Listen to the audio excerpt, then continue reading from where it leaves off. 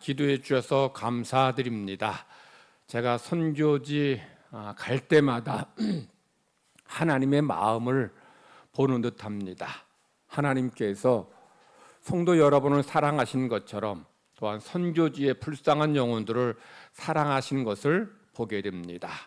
우리 교회가 주님께서 주신 사명을 끝까지 잘 감당함으로 하나님께 영광 돌리기를 바랍니다. 그리고 선교지에 세운 교회마다 날마다 구원의 놀라운 은혜와 역사가 있기를 간절히 바랍니다. 돈이 없는 가난한 사람이 남을 더 잘 도와줄까요? 아니면 돈이 많은 부자가 남을 더 잘 도와줄까요? 누가 더 잘 도와줄 것 같아요? 물론 도움을 준다고 해서 무슨 대단히 큰 도움이나 많은 물질 주는 것을 말하는 것은 아닐 수 있습니다. 작은 도움이라도 마찬가지일 겁니다. 사람마다 다를 수 있겠지만 평균적으로 보면 가난한 사람이 더 남을 잘 도와준다고 합니다. 상식적으로 보면 돈이 많은 부자가 남을 더 잘 도와줄 것 같은데 왜 가난한 사람들이 더 남을 잘 도와줄까요? 가난한 자들은 늘 다른 사람의 도움을 필요로 하기 때문이죠. 가난한 사람은 다른 사람의 도움을 받고 살 때가 많기 때문에 그래서 가난하고 어려운 사람의 형편을 알아요. 그러니까 내가 가난하니까, 내가 힘드니까, 그러니까 가난한 사람의 형편을 알고서 그가 어려움 당할 때 작더라도 도움을 주는 거예요. 그런데 부자는 남의 도움이 필요 없어요. 다른 사람한테 굳이 아쉬운 소리 할 일이 없습니다. 그러니 돈이 많은 부자들은 가난한 사람의 형편을 잘 모르는 거예요. 얼마나 힘든지, 얼마나 괴로운지 잘 이해를 못하니 공감을 못하는 거예요. 공감을 못하니 남을 잘 도와주지 못하는 거죠. 내 배 부르면 종 배고픈 줄 모른다는 말이 그래서 나온 것 같아요. 그래서 가난한 사람보다 부자가 오히려 남을 잘 도와주지 않는다는 거죠. 그런데 인간은 독불장군처럼 혼자의 힘으로 살 수는 없어요. 인간은 다른 사람의 도움을 의지하고서 살아갑니다. 그래서 인간은 자기가 살기 위해서라도 남을 도와줘요. 우리 인간을 이기적이라고 말합니다. 여러분 생각에 사람이 이기적이라고 생각됩니까? 아니면 이타적이라고 생각됩니까? 시골길을 가는데 겨울에 어린아이가 빠져서 호적거리고 있습니다. 그러면 지나가는 사람들이 어떻게 행동할까요? 내일 아니니까 모른 척하고 그냥 지나갑니까? 아니에요. 너는 할 것 없이 누가 물에 빠져서 죽어가면 내려가서 아이를 구해줘요. 어른도 마찬가지입니다. 누가 어려움 당하면 구해줍니다. 인간은 분명 이기적이야. 나만 생각하고 나만 위하는 사람인데, 그런데 정작 어떤 위기, 어려움 만날 때에 이렇게 자발적으로 도와주는 것을 보면 인간은 이기적인 것만은 아닌 것 같아요. 그래서 인간은 이기적인 유전자가 이타적으로 프로그래밍 되었다라고 볼 수 있어요. 여러분, 이게 무슨 말일까요? 이기적인 유전자가 이타적으로 프로그래밍 되었다. 이 말은 인간은 원래부터 이기적인 존재인데 내가 살기 위해서 남을 도와준다는 거죠. 만약에 어떤 어려움을 당한 사람이 있는데 내가 그를 도와주지 않으면 정작 내가 어려움 당할 때 남이 나를 안 도와줄 거예요. 그러니까 사람은 내가 살기 위해서라도 다른 사람을 도와주는 거예요. 그래야 내가 어려움 처했을 때에 다른 사람이 나를 도와줄 것을 기대하기 때문에. 그러므로 인간이 남을 돕는 것은 사실 어떤 마음, 이기적인 마음이에요. 내가 남을 돕는 것이 그래야 어려움 당할 때 남도 나를 도와줄 것을 이런 바라는 마음으로 남을 돕는 거예요. 그래서 인간은 다른 사람이 어려움 당할 때 작더라도 이렇게 도와주려고 하고 또 사랑을 나누는 겁니다. 러시아의 유명한 그 작가인 도스토옙스키라는 분이 유명한 소설을 썼어요. 소설 이름이 카라마조프의 형제들, 이런 책입니다. 이 책에 재밌는 이야기, 의미 있는 이야기 하나 이야기가 있는데, 한 노파가, 인색한 노파가 평생 뭐 착한 일 해보지 않은 그런 노파였으니, 자기만 알고 살았던 노파였으니 죽어서 지옥에 떨어졌어요. 지옥에서 뜨거운 불에서 고통당하고 있는데 그의 수호 천사가 자기가 평생 살아있을 때 돌봤던 그 노파가 지옥에서 고통당하니까 불쌍한 거예요. 그래서 하나님 앞에 간청합니다. 하나님, 저 노파가 생전에 남한테 인색해서 잘 도와주지도 않았는데 그래도 한 가지, 불쌍한 거지에게 파한뿔이 주었습니다. 그러니 그 작은 선행 보시고서 하나님 저 노파에게 자비를, 긍휼을 베풀어 주세요. 그리고 하나님 앞에 간청했어요. 그래서 하나님께서 이 수호 천사의 간청을 듣고 그 노파에게 팥불이 붙잡고 지옥에서 천국으로 들어가게 하셨어요. 그랬더니 이 노파가 신이 나가지고 팥불이 붙잡고 천국으로 올라가려고 하는데, 이것을 본 다른 지옥에 있던 사람들이 나도 살려달라고, 나도 천국 가게 해달라고 하면서 이 팥뿌리를 아기가 달라붙은 거, 잡은 거예요. 그때 이 노파가 그 팥뿌리 붙잡는 이들을 손길을 물리치면서 이건 내 거야, 당신들은 이거 내 파 붙잡고 천국 갈 자격 없어 하고 밀쳐버려요.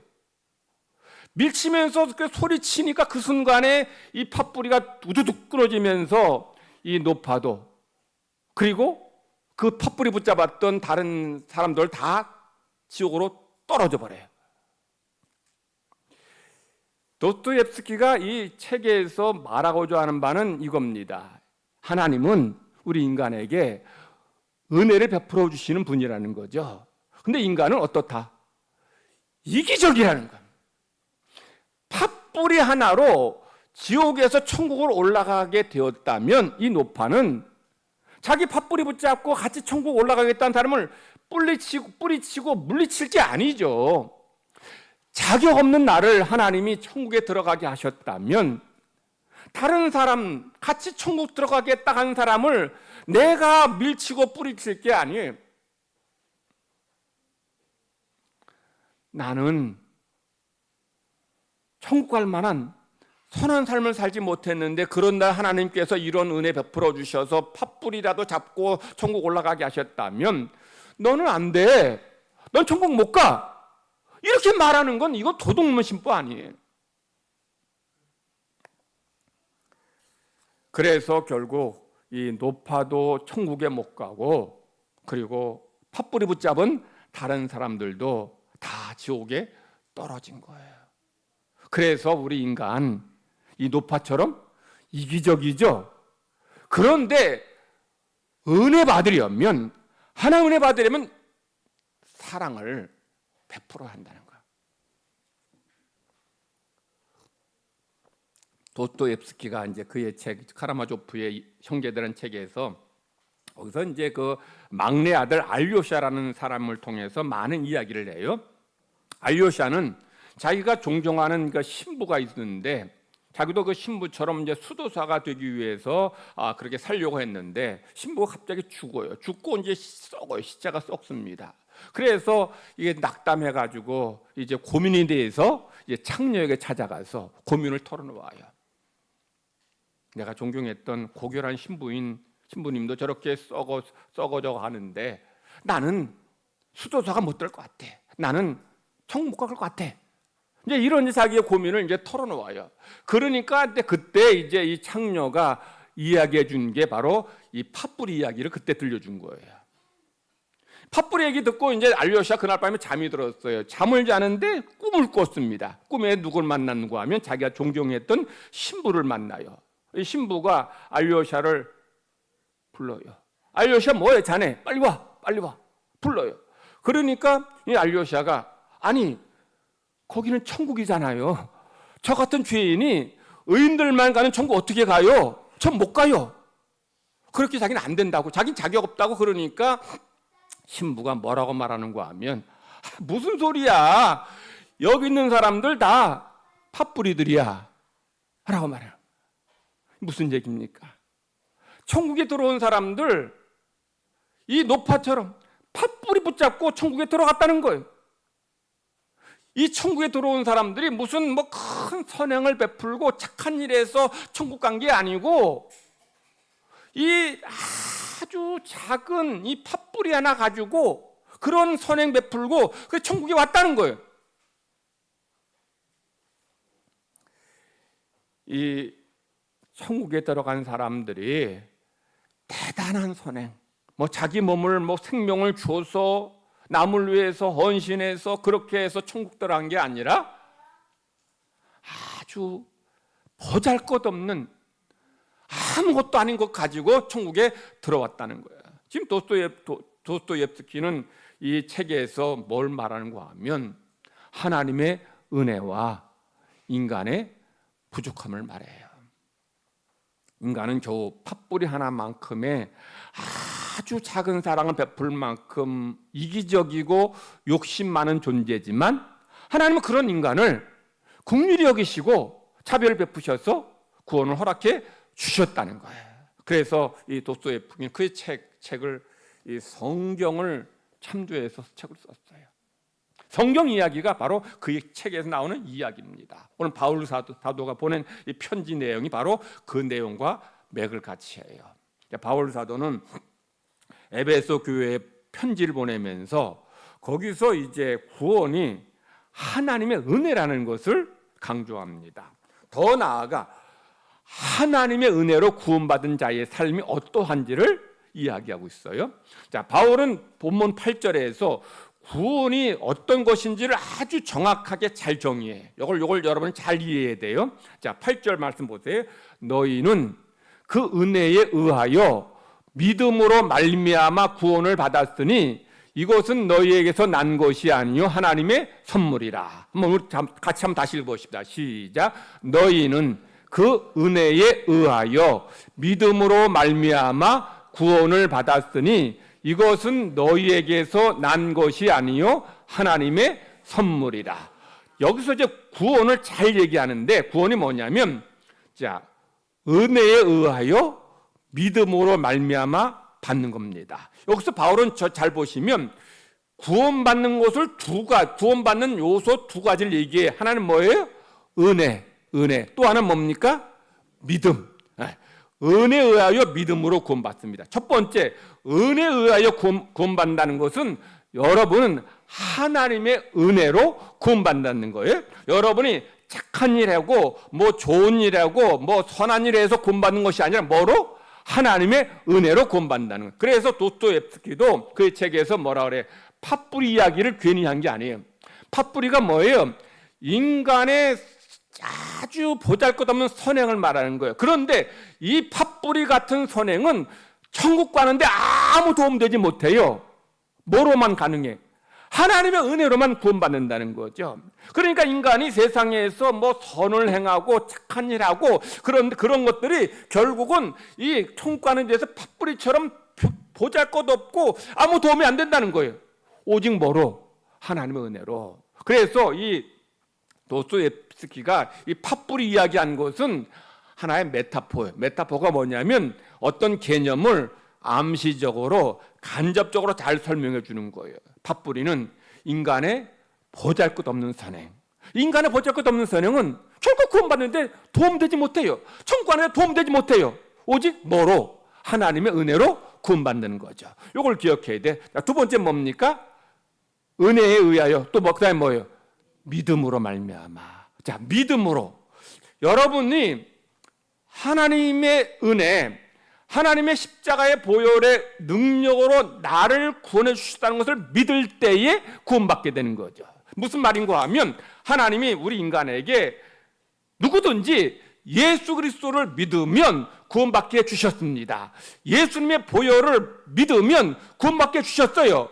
하나님 이런 구원의 길을 열어주셨는데 여러분이 그 은혜를 받아들이지 않으면, 믿지 않으면, 예수님을 믿지 않으면 아무리 은혜를 베풀어 주셔도, 아무리 구원 허락해 주셔도 구원 받는다 못 받는다? 못 받아요. 은혜를 베풀어 주셨어요. 구원 얻는 길을 열어주셨어요. 그러면 하나님, 나같이 부족한 죄인인데 내가 이런 은혜 받으니 너무 감사합니다. 예수님의 십자가의 보혈로 내 죄가 씻었음을 믿습니다. 고백하고 은혜를 받아들일 때에, 믿음으로 수용할 때에 그때 구원이 확정되는 거예요. 자, 그러니까 구원은 뭐로?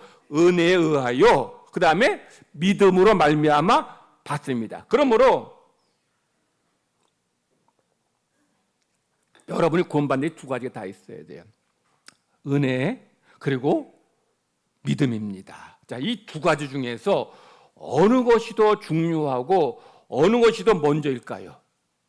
은혜가 더 중요해요? 믿음이 더 중요해요? 은혜가 중요해요. 은혜가 중요해요. 은혜 베풀어 주셔야지 우리가 구원받게 되는 거예요. 그러므로 여러분들, 믿음도 자랑할 게 아니에요. 믿음은 여러분의 경건에서 얻는 게 아니라 하나님의 은혜 베풀어 주신 자에게 믿음이 생기는 거예요. 여러분, 갑자기 내가 세상에 죄 짓고 사는데 갑자기 믿음 생겨요? 내가 세상에서 뭐 하나님 관계없이 살아가는데 갑자기 믿음 생기냐는 거죠. 아니에요. 하나님이 여러분 은혜 베풀어 주실 때에 그때 믿음이 생기게 되는 거예요. 그래서 그 믿음으로 내가, 예수님이 구원자시구나, 십자가 죽으셔서 내가 구원받았구나, 이건 믿음으로 수용할 때에 구원의 역사가 나타나게 되는 거예요. 그러므로 여러분들, 어느 누구도 믿음 좋다고 자랑할 게 아니에요. 믿음은 은혜에 뒤따라오는 거예요. 은혜 베풀어 주시는 자에게 하나님께서 믿음, 그 성도에게 은혜 베풀어 줄 때 그 성도에게 믿음이 따라오는 것이기 때문에 나 믿음 좋다 자랑할 게 아니에요. 가끔 교회 성도들 중에는 믿음 좋다고 훌륭하다고 뭐 이런 분들이 계시는데, 그런 분들은 결국은 뭐예요? 하나님이 은혜 베풀어 주셨으니까 그러니까 은혜 받은 거예요. 그래서 어거스틴은 그런 얘기 하더라고요. 내가 남들은 나보고 믿음 좋다 그러는데, 훌륭하다 그러는데 아니라는 거예요. 하나님께서 저 많고 많은 사람들 중에서 특별히 나를 불쌍히 여기서 내게 은혜 베풀어 주셔서 내가 지금 그나마 요 모양 요 정도로 된 거라는 거죠. 그러니까 여러분, 지금 요 정도 믿음도 사실 뭐예요? 하나님의 은혜. 은혜로 내가 지금 이 정도 된 거예요. 그러니 은혜로 인하여 내가 믿음으로 구원받았음을 고백하고, 그리고 구원받은 자답게 살아가라는 거예요. 자, 우리 8절에서 너는 그 은혜에 의하여 믿음으로 말미암아 구원받았다 말씀하면서, 그리고 이제 10절 말씀 보면 10절에 우리가 구원받은 자의 삶이 어떤지를 한번 같이 읽어보십시다. 시작. 우리는 그가 만드신 바라 그리스도 예수 안에서 선한 일을 위하여 지으심을 받은 자니, 이 일은 하나님이 전에 예비하사 우리로 그 가운데서 행하게 하려 하심이니라. 자, 여기서 보면 여러 10절 보시면 우리는 그가 만드신 바라, 만드셨다는 것은 구원하셨다는 거죠. 왜 구원하셨느냐? 그 다음 부절부터 그리스도 예수 안에서 뭐하라고? 선한 일을 위하여 여러분을 지으셨다는 것은 만드셨다, 구원하셨다는 거예요. 그러니까 하나님이 여러분 구원해 주신 것은 하나님의 은혜요, 사랑입니다. 거저 구원해 주셨어요. 그러나 여러분이 구원받았으니 이제 어떤 삶을 살아라? 그리스도 예수 안에서 선한 일을 하며 살라는 거예요. 이것은 제가 누누이 강조하지만 여러분이 그리스도 예수 안에서 선한 일을 하는 것은 구원받기 위해서가 아니에요. 뭐 하라고? 구원받았으니까, 하나님 자녀 되었으니까 그것이 감사해서 내가 그리스도 예수 안에서 선한 삶을 살아가는 거죠. 성도 여러분, 하나님의 은혜에 의하여 믿음으로 말미암아 구원받았음을 믿습니까? 구원받았음을 믿습니까? 구원받았어요. 하나님 자녀 되었습니다. 그러니 자녀 되었으니 자녀다운 삶을 살라는 거예요. 그러나 여러분을 구원해 주신 거예요.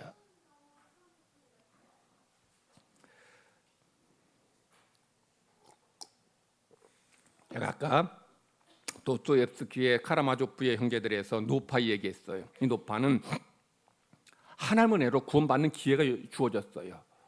그러면 정말 나 같은 이런 팥뿌리 하나, 나 겨우 팥뿌리 하나 나눠줬는데 이거 가지고 나를 구원해 주시니 얼마나 감사하냐. 그러면 자기 팥뿌리 붙잡고 같이 천국에 가려고 하는 사람을 밀쳐낼 게 아니죠. 저 사람도 나처럼 한 것도 없는데 이 팥뿌리 붙잡고 같이 천국 가면 얼마나 좋을까 하고 같이 갑시다. 이래야 되는 거예요. 그런데 나는 한 것도 없이 구원받았는데 남은 안 된다, 남은 못하다 밀쳐버리는 것은 이건 구원받은 자의 삶이 아닌 거죠. 그래서 바울 사도는 은혜에 의하여 믿음으로 말미암아 구원받은 자는 어떤 삶을 살아라. 그리스도 예수 안에서 선한 삶, 자녀다운 삶, 구원받은 백성다운 삶, 이런 삶을 살라는 것입니다. 제가 선교지 헌당 예배 드리고 좀 이따 이제 사진으로 보여드리겠지만, 그리고 이제 우리 교회에서 성도들이 헌금해서 사랑의 집 건축 헌금해서 이제 한 집을 지금 한 20여 채 둘러봤어요. 다 뭐 한 2시간 가는 데도 있고 뭐 떨어진 데 있어서 다 가지 못했고 이제 한 20여 채를 둘러봤는데, 저는 거기 가서 먼저는 하나님 은혜가 너무 감사했어요. 구원해 주신 것도 감사하고 이게 좋은 나라에 살고 있는 것도 너무 감사했어요. 그리고 여러분에게 참 고맙다는 생각이 들었어요. 여러분이 그래도 부족한 종이 또 뭐 이게 설교하고 또 권면할 때 거기에 순종해서 이렇게 또 귀한 물질 들여서 그곳에 이제 집을 지었는데, 저는 50만 원이 그렇게 큰 일 할 수 있을지 가서 현장에서 봤어요. 제가 제일 먼저 헌금해가지고 그 제일 먼저 지은 집이 1호 집이었는데, 1호 집에 뭐 집이 크지도 않죠. 좀 이따 보겠지만 크지도 않은데 12명이 살아요. 남편은 중풍으로 쓰러져서 뭐 그냥 뭐 아무것도 못하고, 그 아들, 손자, 손녀들 거기서 12명이서 사는데, 근데 이제 그 뭐 비바람 몰아치는 그 좁은 집에서 살다가 이렇게 좋은 집 줘주니까 너무 고마운 거예요. 너무 감사하는 거. 저 정말 작은 사랑인데 작은 물질 이제 하나님께 드린 건데 그게 그렇게 가치 있게 쓰임 받는 너무 고맙다. 제가 오히려 감사하더라고요. 그리고 다른 주들 이렇게 쭉 둘러봤는데, 또 이제 반군 때문에 이제 살기 위해서 결국 이제 남쪽으로 이제 피난 온 사람들이 왔는데 땅이 있습니까? 집이 있습니까? 근데 마침 우리 노회에서 우리 후배 목사가 마침 거기에 땅을 산 게 있어요. 한 몇백 평 땅을 산 게 있는데, 거기다가 그분들을 이제 이주시켜가지고 거기다가 이제 집을 줘서, 그래서 16채의 집을 줬는데 그 중에서 13채가 우리 교회에서 성도들이 헌금한 돈으로 이제 지은 집이에요. 근데 거기 이제 목사님이 고등학교 이제 경산 비전교회에서 이제 교회도 이제 한 250만 원 들여서 이제 싸게 잘 지었는데, 목사님이 오셔서 하나님께 영광 돌린다고, 여러분이 주신 그 물질로 이분들이 여기서 살면서 하나님의 사랑을 깨닫게 되고, 하나님께도 교회 나와 예배드리는 거 볼 때 정말 하나님의 사랑을, 하나님의 은혜를 정말 고백하지 않을 수 없고 하나님께 영광 돌린다면서 너무 감사하더라고요. 그래서 제가 그거 보면 그 얘기 들으면서 여러분이 참 고맙더라고요. 여러분이 감사하더라고요. 물론 여러분이 드리는 그 물질, 뭐 선교주에 그 뭐 예배당 지을 때 드린 헌금, 또는 뭐 사랑의 집 지을 때 드린 물질, 팥뿌리 같은 거 사실은요, 하나님께 받은 거에 비하면 팥뿌리 같은 작은 거예요. 근데 하나님은 그 작은 것을 통해서 이렇게 큰 일을 하시더라고요. 생명을 살리고. 그래서 좀 이제 사진을 동영상도 보겠지만, 이분들이 거기서 구원받고 그 집에 살게 되니까 너무 감사해서 교회 나와서 예배드리고 믿음 생활하면서, 그래서 하나님 자녀가 된 것 보면서 이 물질이 정말 의미 있게 가치 있게 쓰여질 때 정말 하나님이 영광 받으시고 기뻐하시는구나, 이런 고백을 하고 깨달음 얻게 됩니다. 감사한 건 성도들의 가정에서 이렇게 귀한 물질 들여서 40여 채 이런 예배당 집을 짓게 된 것도 감사하고, 또 어떤 목장은 목장에서 또 이렇게 또 성도들이 목장 예배 드릴 때 드리는 헌금으로 또 그렇게 지은 것도 얼마나 감사한지 모르겠어요. 저는 우리 교회 성도들이 정말 받은 은혜와 사랑이 감사해서 목장에서 또 남녀 선교회에서 또 교회 학교에서도 그렇게 정말 작은 것이라도 모아서 이렇게 정말 그렇게 귀한 물질 드릴 때 그 영혼들이 그곳에서 정말 살 뿐만 아니라 하나님 만나고 구원받게 된다면 하나님이 얼마나 기뻐하시겠는가 생각을 하게 돼요. 그래서 우리가 은혜에 의하여 믿음으로 말미암아 구원받았으니 이제 하나님 기쁘신 뜻을 위해서 살아가는, 하나님 영광을 위해 살아가는, 선한 일을 위해 살아가는 우리 성도가 될 때에, 우리 교회가 될 때에 하나님께서 여러분의 삶에 더 큰 은혜와 복을 내려 주실 줄 믿습니다. 기도하겠습니다. 하나님 감사합니다.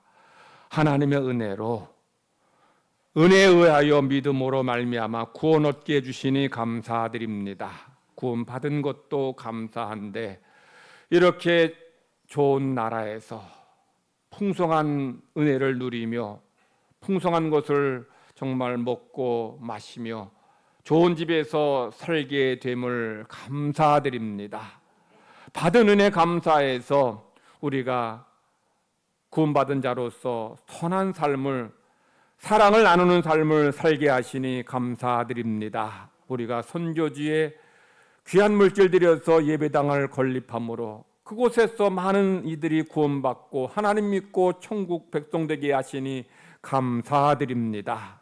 우리가 드린 작은 물질로 사랑의 집을 지어서 정말 잘 곳 없는 갈 곳 없는 그런 이들이 그곳에서 같이 살면서 하나님 믿게 되고 구원받게 되니 얼마나 감사한지 모릅니다. 하나님, 우리가 주님 나라 이룰 때까지 구원의 은혜를 감사하며 하나님 영광을 위해 살아가는 선한 삶을 살아가는 우리 모두가 될 때에 하나님의 놀라운 역사가 우리 삶의 자리에 넘쳐나게 하여 주시옵소서. 그래서 우리 모든 성도들이 작년부터 어린아이 이르기까지 하나님의 기쁘신 뜻을 위해 순종하는 우리 모두가 되도록 역사하여 주실 줄 믿고 감사드리며 예수님의 이름으로 기도드리옵나이다.